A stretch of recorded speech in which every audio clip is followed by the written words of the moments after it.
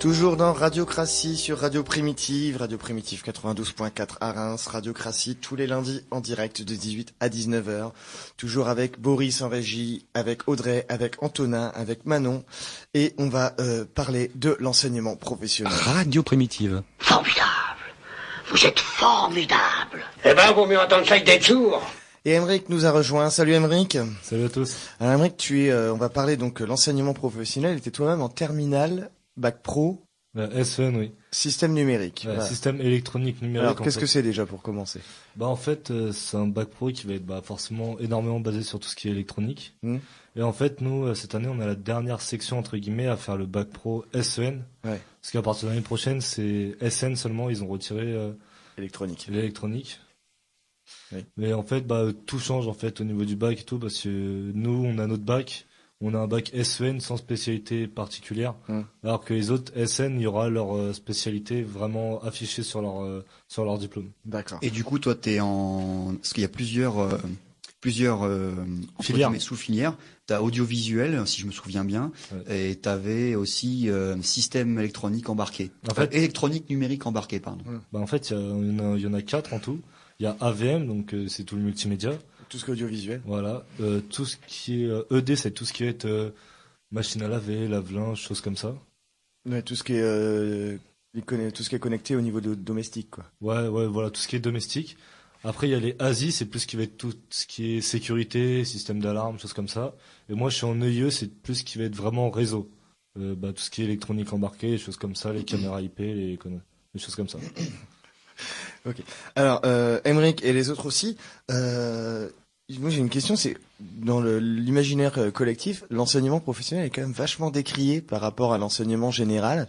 Si on fait pas S ou L ou S, on est vu comme une sous-merde. Et qu'est-ce que vous en pensez de ça? Parce qu'il y a quand même beaucoup d'avantages dans l'enseignement pro. Que c'est du putain d'élitisme de merde. Oui, non, mais ça d'accord. Ça tout à fait. Et les autres? Audrey. Je pense que les deux bacs déjà n'aspirent pas aux mêmes objectifs, donc c'est compliqué de comparer les deux. Les deux bacs n'aspirent pas rapproche du micro, vas-y. Aux mêmes objectifs, donc c'est difficile de comparer les deux. Quand tu fais un bac professionnel, c'est pour directement arriver sur le marché. Donc une insertion professionnelle, avec des bacs comme L, ES et S, c'est des filières plus générales avec de la culture. Donc moi qui sors d'un bac professionnel, c'est vrai que c'est beaucoup dévalorisé. Alors qu'il y a beaucoup d'avantages et je pense qu'on devrait plus les mettre en avant, surtout quand on arrive en troisième avec les conseillers d'orientation, ils devraient plus nous expliquer ces bacs-là. Donc pour eux, il manque de la culture dans les bacs professionnels. Donc quand on compare un élève de bac pro et un élève de bac général, il y a souvent cette différence en fait entre les deux. Oui. C'est souvent en fait pour les professeurs, les conseillers d'orientation et plein de monde dans notre société, les bacs pro sont plus perçus comme une voie de garage pour les gens qui ne peuvent pas aller en général, plutôt que comme une vraie vocation. Or, tu rentres vraiment dans un métier et oui, t'es préparé à un métier, c'est une vocation. C'est pas un truc où on met les gens en voie de garage. Puis, je suis désolé, mais arrêtez-moi si je dis une bêtise, mais dans les lycées pro, il y a des élèves qui auraient tout à fait été capables d'aller en bac général. Simplement, ils font un truc qu'ils aiment, et ça fait plaisir à voir, quoi, Emeric. En fait, moi, avant de venir en bac pro, j'étais moi-même en ES. Ouais. Et en fait, j'ai arrêté la ES, pas parce que j'avais pas le niveau, j'arrive pas, parce que, en fait, j'aimais pas rester assis sur une chaise et on t'apprend des choses et quand tu demandes au professeur, ça sert à quoi? Il va te répondre, on sait jamais. Donc, passer 3 ans à apprendre des choses parce qu'on sait jamais, ça servira un jour.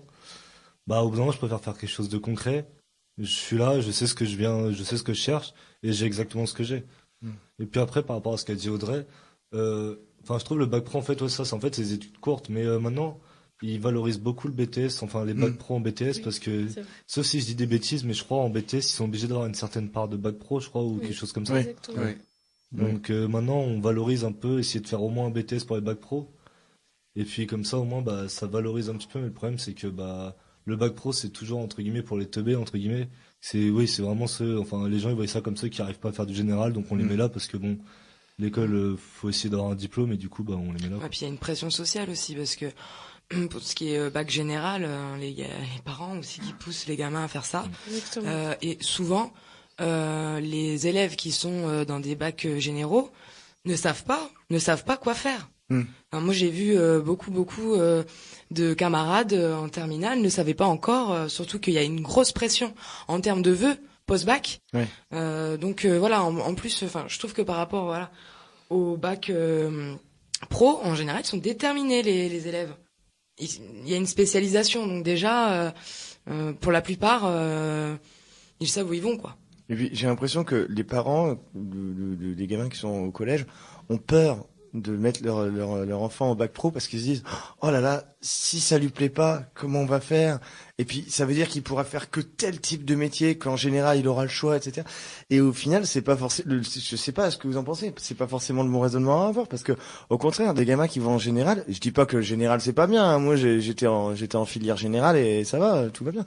Mais c'est justement la filière générale, je trouve que pour les jeunes, ils sont peut-être plus en recherche, enfin plus inquiets sur leur avenir quand ils sont dans des cours où vraiment ils ont quelque chose de tellement général qu'au final ils se spécialisent en rien du tout. Boris, j'ai l'impression que tu veux causer.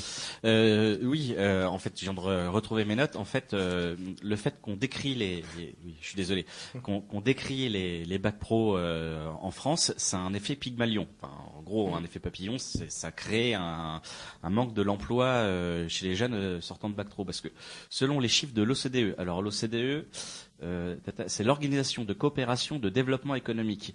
Nous sommes les seuls pays, enfin c'est comment dire, pour ceux qui connaissent pas, c'est un groupe d'études mondial qui a été mis en place juste après le plan Marshall, donc après la Deuxième Guerre mondiale, pour étudier l'économie dans les différents pays. Enfin voilà. Le CDE, c'est pas l'organisation la plus à gauche du monde non plus. Non, c'est pas la plus à gauche. Je suis d'accord. Voilà. Mais on a une exception parce que en termes de chômage, les jeunes qui sortent de bac pro trouvent moins facilement un emploi que les jeunes sortant d'un bac général. Mais on trouve pas d'emploi en sortant d'un bac général. Non, mais 7 mois après, hein, je parle. Ouais. Et on est quand même une exception mondiale dans le domaine. Ouais. Donc la preuve que penser que les bacs pro en France, décrier les bacs pro, c'est une belle connerie parce que toute la société se mal pensée, on laisse des jeunes sur le carreau. Parce que avec un bac, je reviens, excuse-moi, mais avec un bac général, tu peux pas trouver du boulot. Il faut faire autre chose derrière, un BTS, une fac, enfin, n'importe quoi. Mais on trouve pas du boulot. Enfin, on trouve pas du boulot avec un bac général. Qu'avec un bac pro, on peut. Oui, normalement, oui. Surtout que les entreprises sont en demande de gens avec l'expérience. Et avec un bac pro, tu as fait des stages. Ouais. Voilà, c'est ça. Et juste une nuance à ce que dit Boris. Au sortir de mon bac pro gestion administration, une expérience de 26 semaines de stage, je crois. Un truc du genre, peut-être qu'Aymeric, tu te souviens, parce que moi je me souviens plus. Alors je sais que c'est 8 semaines en première et terminale, et je crois que c'est 6 en seconde. 8, 16, non, oui, c'est ça. C'est minimum 12 mois. Ouais. Oui, ça fait 16, oui, ça fait 22 semaines sur les 3 ans. Voilà. Et du coup, en réalité, c'est en termes d'expérience, malheureusement, c'est jamais comptabilisé comme des expériences solides par les recruteurs. En tout cas, j'ai jamais eu de retour positif, même d'expériences professionnelles qui étaient très bien, ou genre je remplaçais même presque quelqu'un dans l'entreprise, machin. Jamais ça n'a été pris en compte parce que c'est considéré comme dérisoire. Et c'est problématique. Et derrière, il y a un gros souci aussi, c'est la considération des gens qui sortent de bac pro. Quand tu sors de bac pro, il faut savoir que t'es formé à un métier et t'es déjà opérationnel. Et en fait, logiquement, il y a pas, enfin, ça prouve ça prouve que c'est insensé un peu cette exception, que expliquait Boris juste avant. Bah oui, mais en filière générale, il n'y a pas de stage. Donc, enfin, déjà, elle est là la différence. Faut attendre. Enfin, moi, par exemple, j'ai fait donc une licence après. J'ai dû attendre obligatoire en stage. C'était la 3e année post-bac. Enfin, je trouve ça un peu loin. Il y a pas des stages en seconde maintenant? Non, il n'y a pas de stage en seconde. En seconde générale. Troisième, peut-être. Le stage de troisième, de découverte. En seconde, non, il y a rien. Le stage de troisième, il est ridicule. Ouais, exactement. C'est trop tôt, je trouve. Je pense. Surtout, c'est pas long. Je crois que c'est une semaine ou deux maximum. Ouais, c'est ça.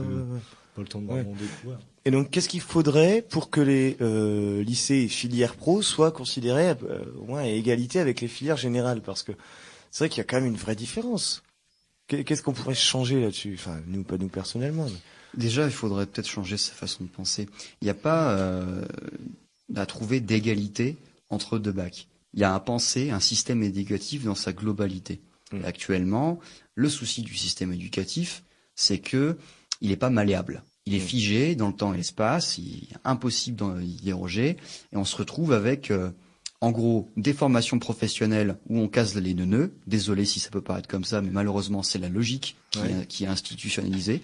On met des neuneux et je caricature en disant ça, hein, évidemment, dans les apprentissages, les CAP machin, ce qui est vraiment dommage parce que pourtant ça forme à des métiers intéressants en général, des métiers qui sont tous intéressants.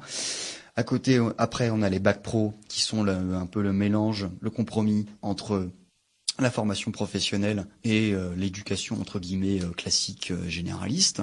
Et ensuite, on a tous les bacs généraux. Les bacs techno, je ne maîtrise pas, je ne m'exprimerai pas dessus. Et du coup, on se retrouve avec en fait un problème, c'est qu'aujourd'hui, il n'y a pas possibilité de choisir soi-même ce que l'on veut étudier. Et c'est ça le souci. C'est que personne n'est capable de choisir ce qu'il veut faire. Donc forcément, peu importe la filière où il va, il y aura toujours un truc qui le fera chier. Moi, j'ai toujours haï les maths, je serais bien passé. Un exemple. Oui, vas-y. Mais pour revenir, moi je trouve qu'en fait, les gens, ils pensent vraiment qu'en fait, il y a deux catégories. En fait, il y a vraiment le côté genre général, technologique. Là, c'est vraiment les gens, bon, voilà, c'est bien. Enfin, t'arrives pas trop en général, tu vas en technologique, bon, ça passe. Mais après, il y a vraiment genre bac pro, CAP, genre bac pro, déjà, t'es pas bien.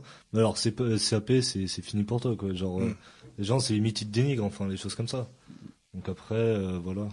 Après, je crois, mais de toute façon, même en bac pro, CAP, il y a toujours des matières générales. Donc, dans tous les cas, oui. Toujours, oui. Il y aura forcément des matières, en général, c'est une matière générale. Le problème, c'est pas la technologie, la musique ou la danse. Oui, et puis après, bon, si je peux dire un mot là-dessus, je suis pas du tout là pour défendre, les filières pro par rapport aux filières générales. Encore une fois, j'étais en général et voilà, donc c'est bien que ça existe aussi.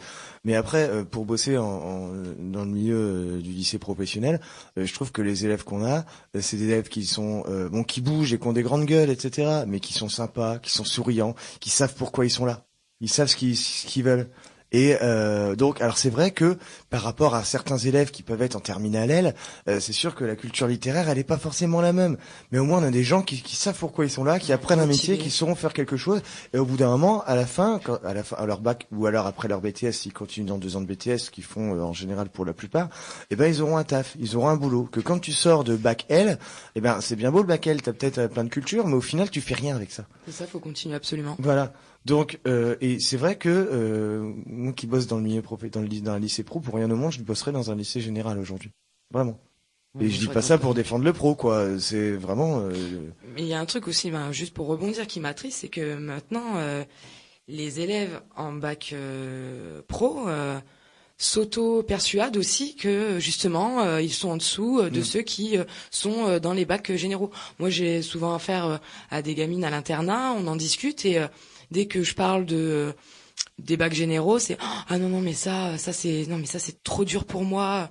Moi ici déjà je galère un peu, alors ça voilà, déjà de suite ils se sous-estiment et je trouve ça très triste. Je pense que les conseillers d'orientation, ils ont quand même une responsabilité dedans.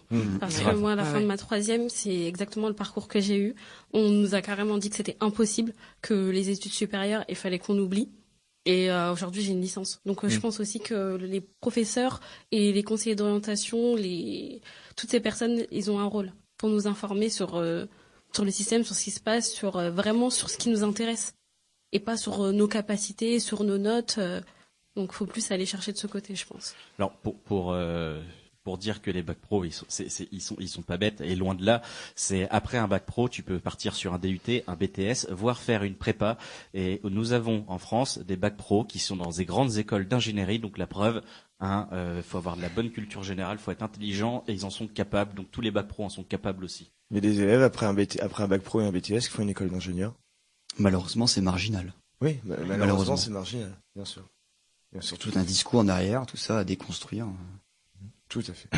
Eh bien, merci beaucoup Aymeric d'être venu. Tu restes avec nous. Oui. On va passer à la suite. Ah, Antonin. Oui, juste un truc. Ouais. Je voulais t'embêter un peu, Aymeric. Petite question piège. Tu peux me redire la loi d'Ohm, s'il te plaît? C'est le triangle. La loi d'Ohm. Ah, débrouillez-vous, mais j'en sais rien. Ça. L'électronique, calcul de la résistance électronique. Ouais, c'est calcul de la résistance. Si ça explose, c'est que c'est pas bon. Ouais, c'est ça. Bon, allez, question annexe pour te dépatouiller. Si tu mets du sodium dans de l'eau, ça fait quoi? Je crois que c'est pas cool. Il y a plein de trucs comme ça. Ça explose. Je crois que c'est pas cool. J'aime bien, franchement, c'est pas cool. Je sais qu'il y a un truc avec la puissance et tout. Je vois le triangle, genre, mais je vois pas les lettres qui rentrent dans le triangle. T'inquiète. Eh bien, on va maintenant parler littérature. Cette nouvelle rubrique s'appelle Laissons les mots. C'est Audrey qui s'y colle cette fois. Et cette fois, c'est Laissons les mots à Victor Hugo.